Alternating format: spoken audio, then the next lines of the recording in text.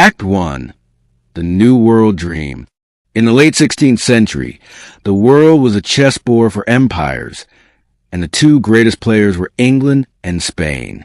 England, under the shrewd and ambitious Queen Elizabeth I, was a rising power, hungry for wealth and prestige. Spain was a reigning superpower, its galleons laden with gold and silver from the New World, its dominion stretching across the globe. In this high-stakes game of global supremacy, the untamed wilderness of North America was a grand prize waiting to be claimed. For England, establishing a permanent foothold in this new world was not just a matter of exploration. It was a strategic necessity, a dagger aimed at the heart of the Spanish Empire. And the man chosen to wield this dagger, the visionary who dreamed a New England across the sea, was the dashing, brilliant, and ferociously ambitious courtier, Sir Walter Raleigh. Raleigh was a true Renaissance man, a poet, a soldier, an explorer, and a favorite queen. He saw North America not as a savage wasteland, but as a new Eden, a land of unimaginable resources that could enrich England and break the Spanish monopoly on the Americas. In 1584, he sponsored a reconnaissance mission to the outer banks of what is now North Carolina.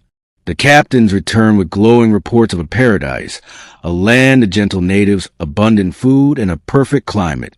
They named this land Virginia, in honor of their monarch, the Virgin Queen. Raleigh's dream now had a location. He began to meticulously plan the first English colony in America, a military outpost that would serve as a base for English privateers to raid Spanish treasure fleets. It was a bold and aggressive plan, the first move in a long and dangerous game. In 1585, a fleet of 5 ships carrying over 100 men, soldiers, artisans, and scientists, set sail from England. They were led by Sir Richard Grenville and governed by Ralph Lane. These were not families seeking a new home. They were hardened men on a military and commercial venture. They established their settlement on the northern end of Roanoke Island, a location that seemed ideal, sheltered from the Atlantic, yet close enough to strike at the Spanish. They built a small, star-shaped fort and began to explore their new surroundings, documenting the flora, fauna, and the local inhabitants. The native people they encountered were the Algonquian tribes, a sophisticated network of communities that had lived in the region for centuries. The initial interactions were a mix of curiosity and caution. The English, with their strange clothes, metal weapons, and giant floating islands, were a sight to behold. The Algonquians, in turn, possessed an intimate knowledge of the land that the English desperately needed to survive. 2 natives, Manteo of the Croatoan tribe and Wanchese of the Roanoke tribe, had even traveled to England with the first expedition and returned with the colonists, acting as interpreters. But this fragile peace was built on a foundation of misunderstanding and dependence. The English colonists had arrived too late in the year to plant their own crops. They were almost entirely dependent on the Algonquians for food. As the weeks turned into months, the strain began to show. The English demanded more and more food, their requests often turning into threats. The natives, their own food supplies dwindling, grew wary and resentful. The cultural gap was immense. The English saw the natives as simple savages to be exploited. The natives saw the English as powerful but demanding and disrespectful guests. Wanchese, once an ally, became increasingly hostile, convinced the English were a threat to his people. The dream of a harmonious new world was beginning to sour. The harsh realities of survival were setting in, and the seeds of conflict had been sown. The winter of 1585 was brutal. Food was scarce, disease began to spread, and the relationship with the local tribes deteriorated completely. Governor Lane, a military man by training, responded to the growing tensions with aggression. He launched a preemptive strike against a local village, accusing the chief of plotting an attack. The English burned the village and killed the chief. This act of violence shattered any remaining hope of peaceful coexistence. The English were now surrounded by hostile forces in a foreign land. their supplies from England long overdue. By the spring of 1586, the colony was on the brink of collapse. As if by a miracle, a fleet appeared on the horizon. It was not the relief mission they had been waiting for, but the fleet of the famous English privateer, Sir Francis Drake. Exhausted, starving, and demoralized, the surviving colonists abandoned their fort and accepted Drake's offer a ride home. The first English colony in America had lasted less than a year. It was a failure. But for Sir Walter Raleigh, the dream was not dead. He would try again, and his second attempt would be even more ambitious and infinitely more tragic. Act 2. The City of Raleigh, a Colony of Hope. Raleigh learned a critical lesson from the failure of the first colony. A military outpost, populated only by soldiers and adventurers, could not survive. A true colony needed roots. It needed families. It needed women and children. It needed people who were not just there for gold or glory, but to build a new life, a new society, a city of Raleigh in the wilderness. In 1587, a new expedition set sail from England. This time, the manifest was vastly different. It included 117 men, women, and children. They were farmers, artisans, and families, recruited with the promise of their own land and a chance at a better life. The leader of this new venture was John White, an artist and gentleman who had been part of the first expedition. White was not a soldier. He was a thoughtful, observant man who had a genuine interest in the New World and its people. His own daughter, Eleanor Dare, was pregnant and, along with her husband Ananias Dare, was among the colonists. For John White, this was more than just a mission. It was a deeply personal family affair. Their destination was not Roanoke Island, the site of the failed first colony. The plan was to sail north to the Chesapeake Bay, a location believed to be more fertile and strategically sound. But their journey was plagued by misfortune and possibly by deceit. The pilot of their ship, a man named Simon Fernandez, was in a hurry to leave the Americas and return to the lucrative business of privateering in the Caribbean. Against John White's strenuous objections, Fernandez refused to sail to the Chesapeake. He forced the colonists to disembark at Roanoke Island, promising to return for them later.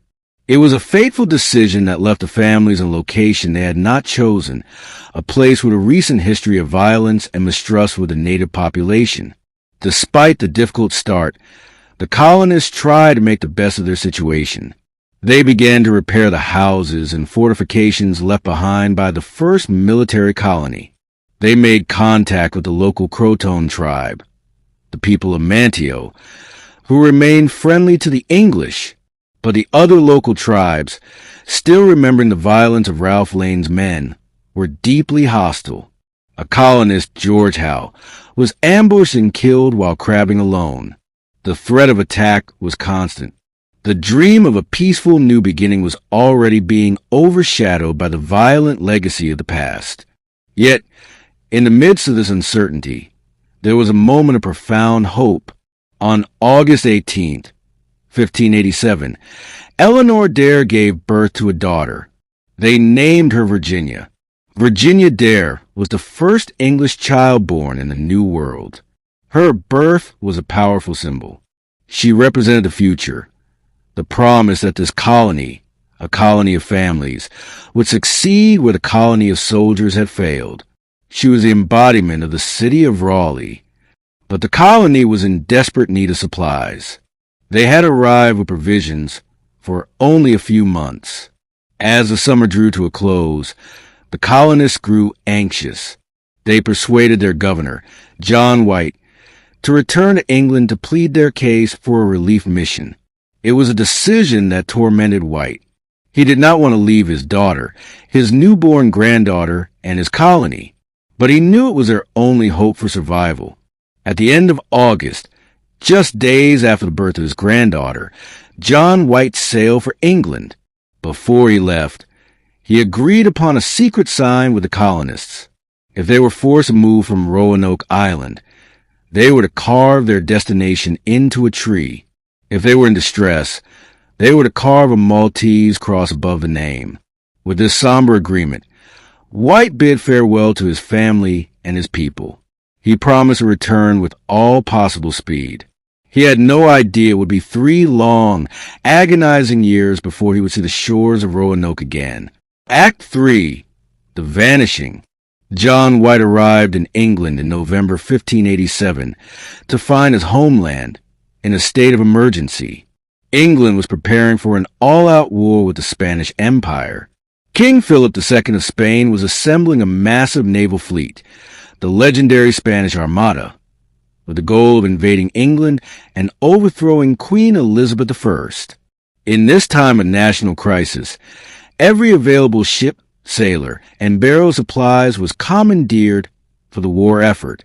White's desperate pleas for a relief mission for his tiny, struggling colony fell on deaf ears. The fate of 117 people in the New World seemed insignificant compared to the fate of the entire English nation. White was trapped. For 3 agonizing years, he lobbied, he pleaded, he fought to get a ship to return to his family. Twice, he managed to secure small vessels, but both attempts failed. One was turned back by storms. The other fell into piracy and had its cargo stolen. Each day that passed, White's heart grew heavier with worry for his daughter, his granddaughter Virginia, and the people he had left behind. The war with Spain raged on. In 1588, the English famously defeated the Spanish Armada, a victory that secured their national independence. But the war continued, and the ban on shipping remained in place. Finally, in 1590, John White managed to secure passage on a privateering expedition that agreed to make a stop at Roanoke Island. After 3 years of agonizing delay, he was finally going home. The journey across the Atlantic was fraught with danger. As the ship approached the Outer Banks in August, they were hit by a hurricane. The storm almost cost them their ships and their lives, but they persevered. On the evening of August 17th, the night before his granddaughter's 3rd birthday, they anchored off the coast of Roanoke and saw smoke rising from the island. Their hearts leaped with hope. Perhaps the colony had survived. Perhaps the smoke was a signal fire, a welcome home. The next morning, on August 18th, John White and a small landing party made their way to the shore. As they approached the site of the settlement, they sounded a trumpet and sang English songs, hoping for a joyful response. But their calls were met with an eerie, profound silence. There was no sign of life. They arrived at the settlement to find it completely deserted. The houses had been carefully dismantled and taken down, not burned or destroyed. The area was overgrown with weeds, as if it had been abandoned for some time. There were no signs of a struggle, no skeletons, no graves. It was as if the 117 men, women, and children had simply vanished into thin air. White and his men searched frantically for any clue, any sign of what had happened. Then they found it. Carved into a wooden palisade post at the entrance to the former settlement was a single cryptic word, Croatoan. White's heart must have been a whirlwind of emotion, fear, but also hope. The word Croatoan was the name of a nearby island, modern-day Hatteras Island, and was the home of the friendly native Manteo and his people. Crucially, there was no Maltese cross carved above the word. This was the secret sign. It meant the colonists were not in distress. It meant they had moved voluntarily to Croatoan Island. This seemed to be a logical explanation.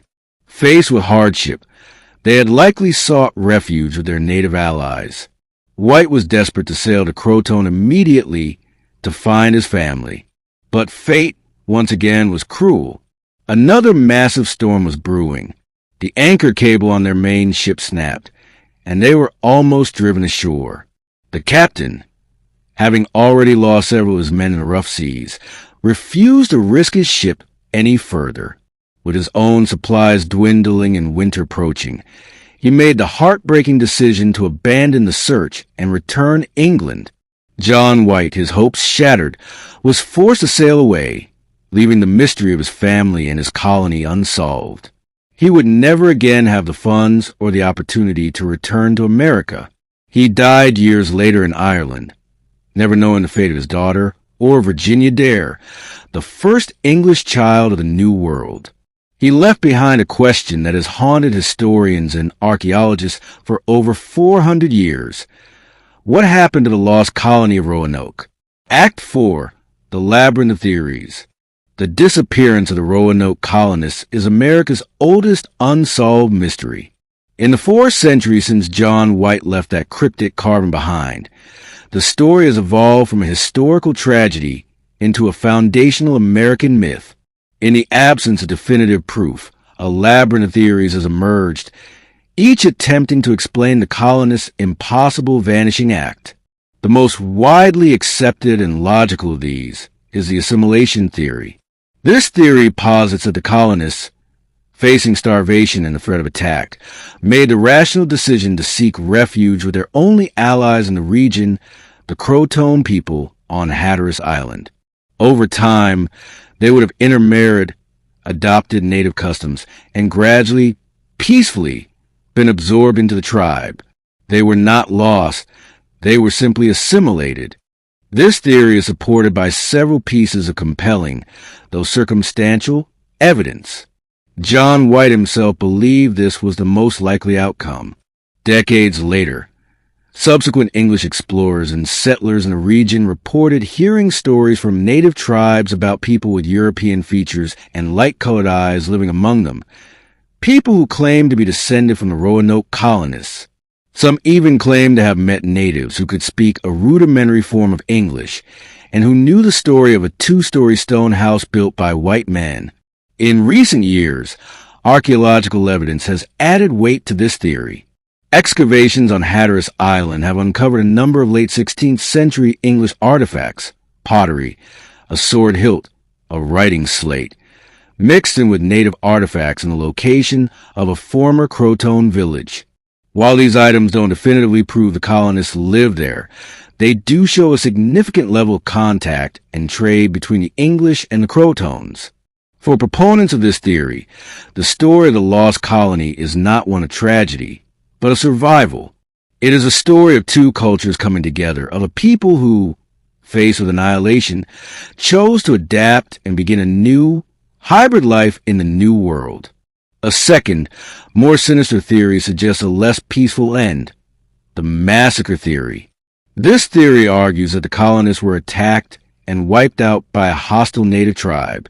The prime suspect in this scenario is the Powhatan Confederacy, a powerful group of tribes led by the formidable chief Powhatan, the father of Pocahontas. Historical accounts suggest that Powhatan later confessed to English settlers that he had orchestrated the slaughter of the Roanoke colonists, viewing them as a threat to his own domain. According to this theory, the word Croatoan was a red herring, either carved by the colonists as a desperate, unfinished message, or perhaps even by the attackers themselves to mislead any future search parties. The lack of bodies at the settlement site is explained by the possibility that the colonists were captured and either killed elsewhere or taken into slavery. The lack of a Maltese cross, the signal for distress, is a troubling inconsistency for this theory. However, it's possible that the attack was so swift and overwhelming that they simply had no time to carve it. This theory paints a much darker picture, one of violence, fear, and a tragic, bloody end for the men, women, and children of the city of Raleigh. A third set of theories revolves around a disastrous attempt at relocation. Perhaps, after years of waiting for John White, the colonists decided to take matters into their own hands. One version suggests they attempted to sail back to England on their own in a small boat or pinnace they had with them. They would have been no match for the treacherous Atlantic and would have been lost in a storm, leaving no trace behind. Another version suggests they tried to move their settlement, not to Croatoan, but to their originally intended destination at Chesapeake Bay. They could have dismantled their houses, packed their belongings, and begun the perilous journey north. Along the way, They could have succumbed to disease, starvation, or an attack from a hostile tribe, their final resting place lost somewhere in the dense wilderness between North Carolina and Virginia. Over the centuries, the mystery has also attracted its share of hoaxes and tantalizing but ultimately debunked clues. The most famous of these are the Dare Stones. Starting in the 1930s, a series of stones were discovered in North Carolina and Georgia, allegedly carved with messages from Eleanor Dare, detailing the colonists' long, tragic journey inland after a native attack. For a time, the stones were believed to be genuine, but they were eventually exposed as an elaborate and clever forgery. Each theory has its champions and its detractors. Each is a thread in a complex, 400-year-old tapestry of history, folklore, and speculation. The truth, most likely, is a combination of these theories. Perhaps some of the colonists did assimilate with the Croatoans, while a smaller group that ventured inland was killed. The mystery endures precisely because there is no single, simple answer. Act 5. The enduring mystery. So why, after more than 4 centuries, does the fate of 117 people on a remote island continue to captivate us? The story of the Lost Colony of Roanoke has become more than just a historical cold case.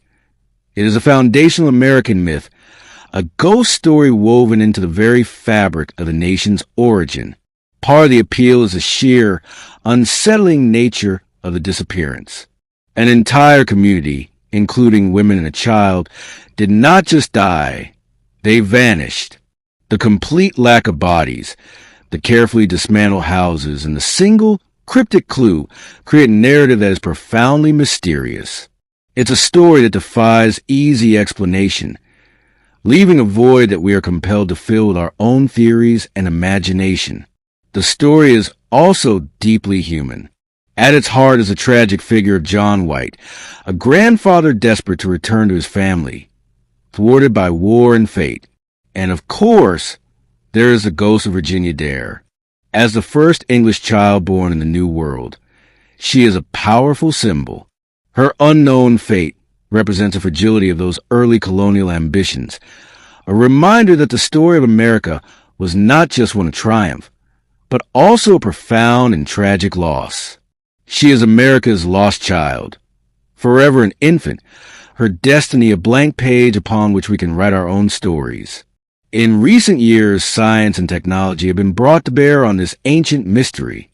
Archaeologists continue to dig on Roanoke and Hatteras Islands, using ground-penetrating radar to search for any sign of the lost settlement. The Lost Colony DNA Project is attempting to trace potential descendants by comparing the DNA of living people with artifacts from the 16th century. So far, these efforts have added intriguing new pieces to the puzzle, but they have not yet provided a definitive answer. The mystery endures because it speaks to a fundamental human fear. The fear of the unknown, the fear of disappearing without a trace. The colonists of Roanoke walked to the edge of the known world and stepped into a mystery. They left behind a single, enigmatic word, a whisper from the past that we are still trying to decipher. Croatoan. Was it a destination? A warning?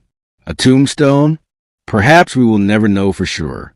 The Lost Colony of Roanoke will likely remain what has always been, a haunting and compelling mystery, a ghost story that reminds us that history is full of questions for which there are no answers, and that some secrets are kept forever